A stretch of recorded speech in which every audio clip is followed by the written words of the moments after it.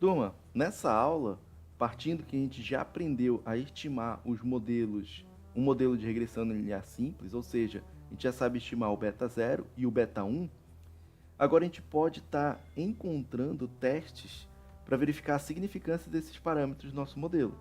Mas para a gente poder estipular que tipo de teste de hipótese a gente pode estar efetuando, primeiro a gente precisa saber que tipo de distribuição de probabilidade esses parâmetros irão seguir.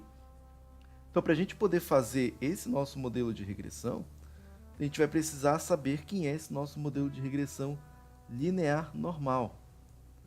Então, aqui, ó, antes de prosseguir, né, a gente precisa saber, então, em relação à distribuição de probabilidade desses nossos parâmetros estimados, e aqui a variância dos resíduos. Então, primeiro a gente vai partir do conhecimento da distribuição de probabilidade dos nossos termos do erro. Para isso, vamos reescrever, então, o beta 1 estimado. Ele pode ser reescrito como sendo o somatório de k vezes y, onde esse k ele é dado aqui embaixo. Só estou reescrevendo aquele cálculo da estimativa do beta 1, para a gente visualizar que tipo de distribuição de probabilidade a gente vai estar adotando para ele. Então, como o beta 1 estimado ele vai ser uma função linear de y, tá bem aqui, a gente viu isso aqui nas aulas anteriores, simplesmente a gente vai pegar esse nosso y e substituir aqui dentro desse nosso relacionamento. E com isso, podemos reescrever então que o beta 1 estimado, ele simplesmente vai ser igual ao somatório de k vezes beta 0 mais beta 1 vezes x1 mais o nosso erro. Então vamos pensar um pouquinho aqui. Esse k, ele é um valor fixo, tá? Pessoal, mas de onde é que esse k vai ser um valor fixo? Basta vocês analisarem a composição dele. O k é obtido com base em x e x barra, dividido pelo somatório de x menos x barra ao quadrado, que é a variância dele. Então, basicamente, o que a gente tem aqui, a composição do k é em função de x. E x é uma variável exógena, é conhecida, então são valores fixos. Então, o k são valores fixos conhecidos. O beta 0 e o beta 1, nesse caso aqui, eles não são os estimados, eles são os populacionais. Eles são valores conhecidos também que seriam fixos. Na verdade, desconhecidos, mas são valores fixos. E volta aqui o x1 também é um valor fixo. Então, quem vai estar sendo aqui a nossa variável, o beta 1 estimado em relação a uma variável, vai ser em relação à variável aleatória o uzinho, que é o nosso resíduo do modelo. Então, o que a gente precisa estar designando é uma distribuição então, de probabilidade para esse nosso resíduo. Então, veja que quando a gente supõe, nesse nosso caso aqui, uma natureza de uma distribuição de probabilística para o nosso erro, quando a gente assumir essa nossa distribuição, automaticamente, então, pelo fato desses nossos outros parâmetros serem fixos, conhecidos, assim dizer, então a distribuição do beta 1 vai ser apenas levada em consideração a distribuição desses nossos resíduos. Então, se o U, que é o nosso resíduo, seguir uma distribuição normal, o beta 1 estimado também vai ter que seguir uma distribuição normal. Então, o método do MQO, ele não faz o quê? Qualquer suposição sobre essa natureza probabilística do erro. Contudo, no contexto de regressão em geral, supõe-se que a gente tem então os nossos resíduos seguindo uma distribuição normal, em que ao acrescentar a hipótese de normalidade para esses resíduos, a gente já tem as hipóteses do modelo clássico de regressão linear, que aí a gente pode estar reescrevendo com o modelo clássico de regressão linear normal. E como eu disse, se os resíduos de U forem normais, então o beta 1 estimado vai ser normal. Então, como a gente tem o nosso modelo clássico de regressão linear normal, supondo cada um dos nossos resíduos distribuindo de forma normalmente, a gente pode reescrever como o U, nosso resíduo, ele vai seguir uma distribuição normal com média zero e variância constante. Então, além de considerar aquela nossa hipótese 5, que seria falar sobre a autocorrelação dos resíduos, a gente pode estar reescrevendo os nossos resíduos dessa forma aqui, ó, incrementando essa hipótese.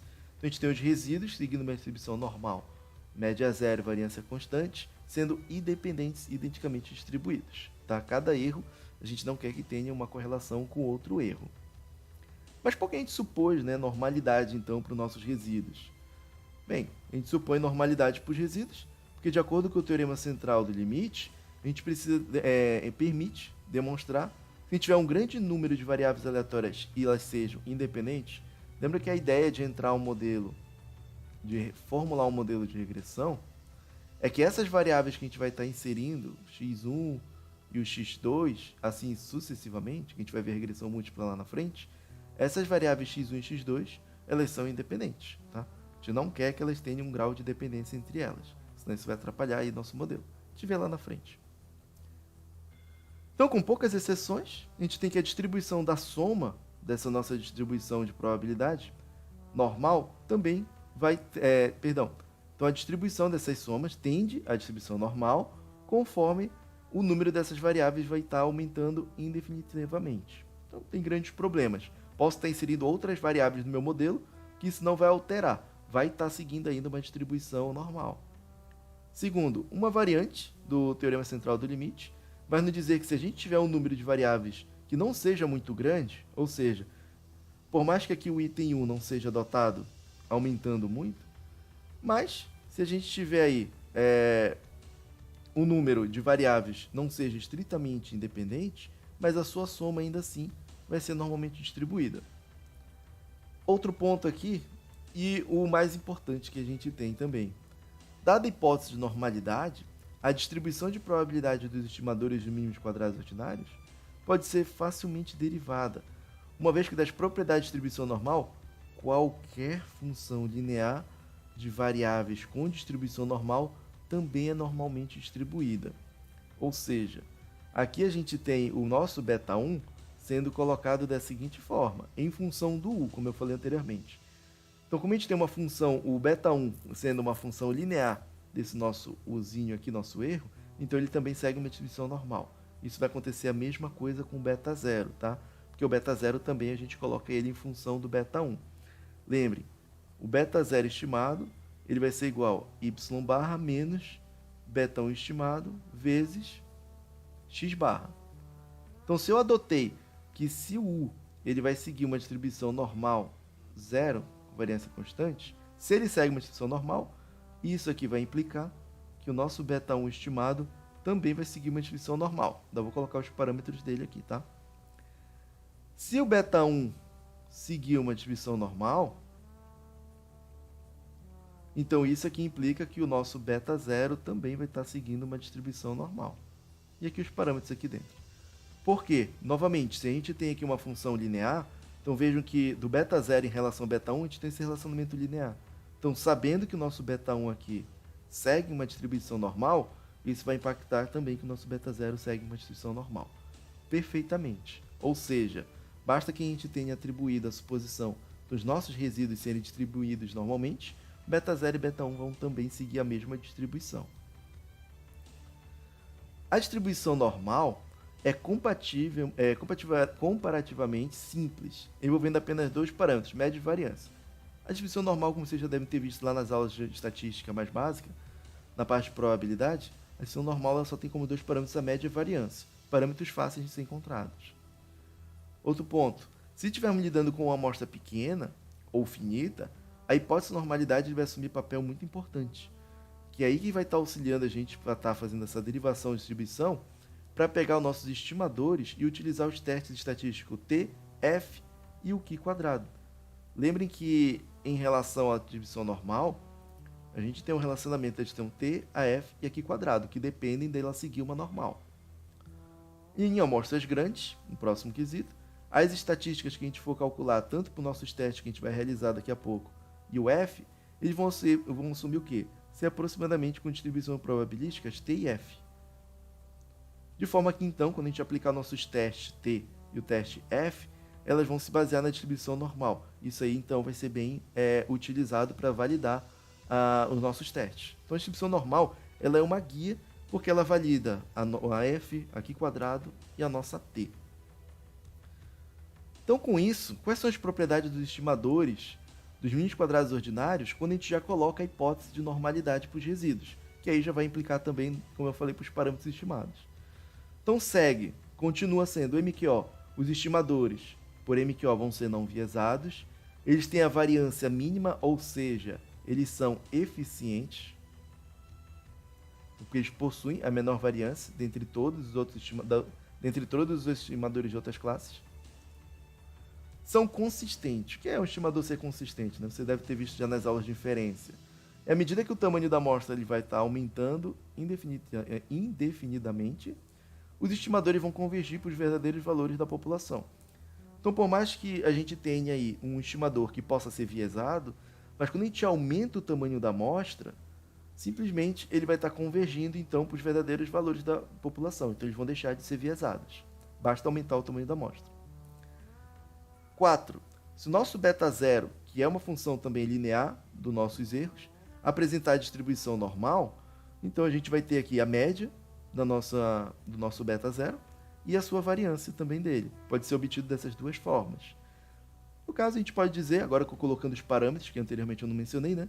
Então o beta zero vai seguir uma distribuição normal, onde a gente vai ter o nosso parâmetro, que vai ser a nossa média populacional beta zero, e a variância desse nosso beta zero. E utilizando as propriedades de distribuição normal, fazendo a nossa variável z padrão, então o nosso beta zero estimado ele vai seguir uma distribuição normal padrão, com distribuição com média zero e variância igual a 1. E o beta 1? O beta 1 da mesma forma, tá bom? Como de novo, ele vai ser uma função linear, nosso U, que segue a distribuição normal. Então a gente vai ter a média dele, igual ao parâmetro, lembre isso aqui é porque ele não é viesado. Calculamos a variância também do beta 1 estimado. E de forma compacta, simplesmente a gente pode dizer então que o nosso beta 1 estimado segue uma distribuição normal beta 1 e variância. Novamente, se for querer atribuir aí normal padrão, aí ele segue uma média zero e variância constante igual a 1. Então olha lá, vejam que em nenhum momento essa nossa distribuição aí, tanto do beta 0 quanto do beta 1, ele não depende da variância, tá bom? Dos resíduos. Então ele independe do sigma 2 estimado, perfeitamente.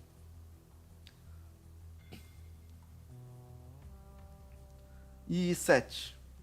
Se a gente tiver, nesse caso, o beta 0 estimado e o beta 1 estimado possuindo variância mínima dentro da classe dos estimadores não viesados, mesmo que de repente eles não sejam lineares, tá? Então a hipótese de normalidade ela é bem forte para isso.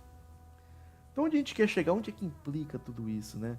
Olha lá, a gente tinha o nosso modelo de regressão. Quando a gente utilizou aqui a suposição de que o nosso resíduo ele vai seguir uma distribuição normal, o que isso implicou? Implicou na nossa discussão, então, que o beta 1 segue uma distribuição normal e o beta 0 também vai seguir uma distribuição normal. Como a gente sabe que na parte da distribuição normal, uma função linear de uma variável que segue uma distribuição normal também é normal, então olha o que acontece. O y é uma função linear do beta 0, beta 1 e também aqui no nosso erro. Então, pelo fato dele ser uma função linear entre eles, e a gente já chegou à conclusão que o beta 0 e o beta 1 seguem uma distribuição normal, então isso aqui vai implicar o quê? Que o y também vai seguir uma distribuição normal. Então, basta a gente ter a suposição dos resíduos atendidas para a gente estar analisando também a distribuição de probabilidade dos parâmetros e também de y. Por isso que lá na frente, quando a gente for verificar a normalidade, é importante verificar a normalidade dos resíduos. Porque se a gente tiver os resíduos seguindo uma distribuição normal, vai validar os testes realizados para os parâmetros estimados, beta 0 e beta 1. A gente vai saber também que a distribuição de probabilidade deles seguirá uma distribuição normal. Então, como eu acabei de dizer, né, o y vai seguir uma distribuição normal, onde a média foi calculada aqui anteriormente, ó, a esperança de y e a sua variância. Então, o y vai seguir uma distribuição normal com beta 0 mais beta 1 vezes x e a variância de y. Então, agora que a gente já sabe a respeito dessa distribuição de probabilidade que tem o beta 0, o beta 1 e o sigma estimado, agora que a gente pode estar relatando aí como fazer os testes e hipóteses que a gente vai ver numa próxima aula.